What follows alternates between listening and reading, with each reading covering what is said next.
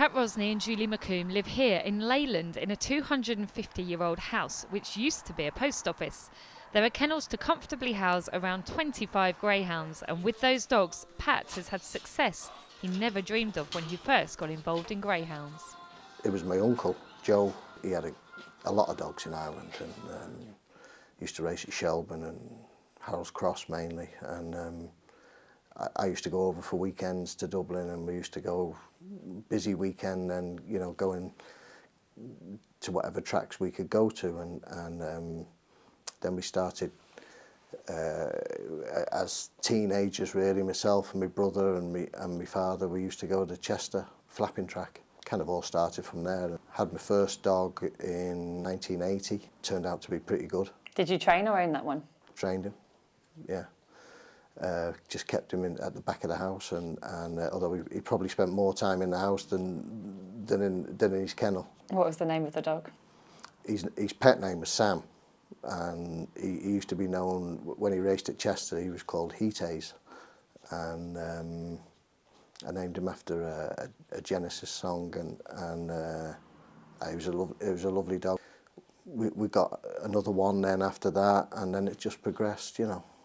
So was it always the ambition to become a professional trainer?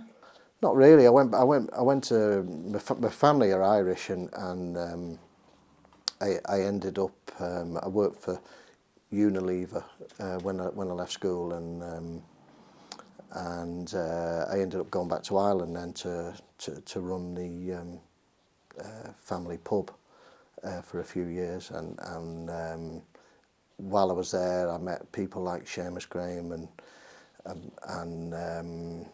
Mike Donovan. I had a couple of dogs with Mike at the time, and then when I came back from Ireland, then I just got more dogs, you know,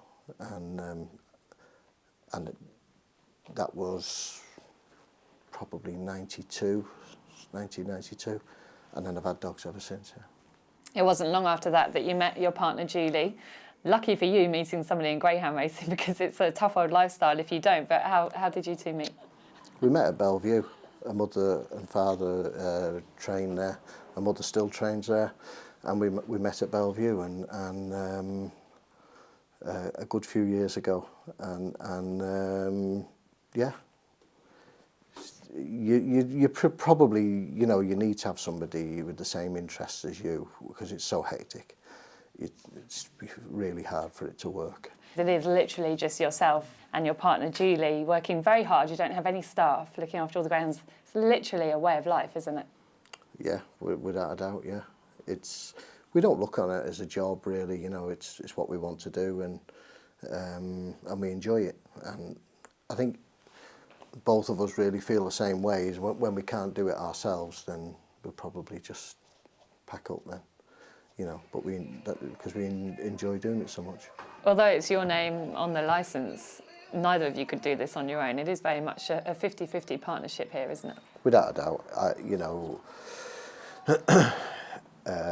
I couldn't do it without Julie's help, and vice versa, you know, and we play an equal part, you know.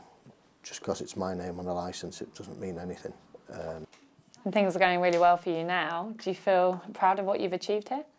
Yeah, we do actually. Yeah, we feel very proud of what we've achieved. We've won a lot of big races, and hopefully a few more to come. You know, but it's been a great journey. You know. If you had to pick your best moment on the track so far, your biggest highlight, what would that have been? There's been some great ones, you know. Pilot Alert in the Derby final, and you know that was another great occasion. And one of the dogs that really gave me as much pleasure as anything was Vatican Jinky, winning the gold collar at Bellevue, breaking the track record in the final. We'd had such a sort of problematic time with him, and for him to come back and win that race, and you know, run the way he did that night, it was brilliant. And Robert, who owns him, been a brilliant supporter of us, and to win such a good race for him and break the track record in the final, it wouldn't be. I'm not normally someone who would shout the dogs, you know, but I couldn't help really but shout him that night, you know. What are your training methods? What's important to you when it comes to training dogs, when it comes to exercise and food and general care? A lot of it's in the feeding, and you know, you've got to feed the best quality that you possibly can. You'll only get out of them what you put into them. In terms of fitness, well, anybody can get them fit. You know, it's not really an issue once you've got them fit. But Seamus Graham used to say to me years ago, you know, the art of this job is knowing when you've done enough, and not to do any more than that, because you'll just ruin the good work that you've already done. And back then, I used to think, you know, what's he on about, you know, and now I understand what he was trying to say, you know.